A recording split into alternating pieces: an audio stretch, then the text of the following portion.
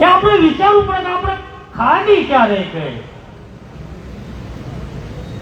અને ખામી એક જ વાતની હતી કે આપે જે લોકોને ગેરમાર્ગે દોર્યા, જે ખોટો વાતો કરી, એની સામે આપણે સાચી વાત લોકો સુધી પહોંચાડી ના શક્યા.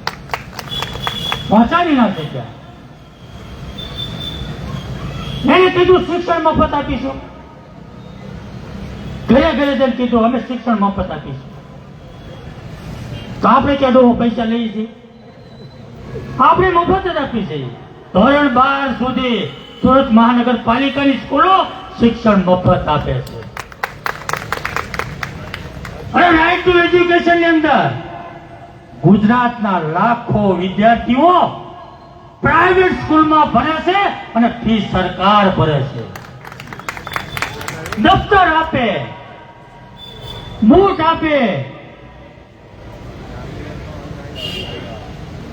આવવા જવાના ખર્ચા સરકાર આપે છે. કોઈ આપણને એમ કીધું હતું કે તમે આદર્શમાં ભણાવજો તો અમે ફી ભરશો? કોઈ કીધું હતું? એ વાત આપણે લોકો સુધી પહોંચાડી નથી કે શિક્ષણની વાત એ મફત આપવાની કરે છે, એ તો અમે આપીએ છીએ, એ વાત આપણે લોકો સુધી પહોંચાડી નથી. એને કીધું આરોગ્યની સેવા અમે મફત આપીશું. કોણ લેશે પૈસા આરોગ્યના? કોણ આરોગ્યના પૈસા લેશે?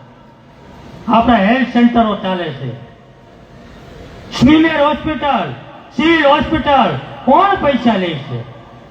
સરકાર મફત જ આપે છે આરોગ્યની સેવા. અને તમારા ઘરની અંદર 5 સભ્યો હોય તો 5 સભ્યોને મા કાર્ડ, આયુષ્યમાન કાર્ડ, 10 લાખ રૂપિયા સરકારે 50 લાખ રૂપિયા ઘરમાં તમારા રોકડા મૂક્યા છે. આ વાત આપણે લોકોને કરી ના શીખ્યા.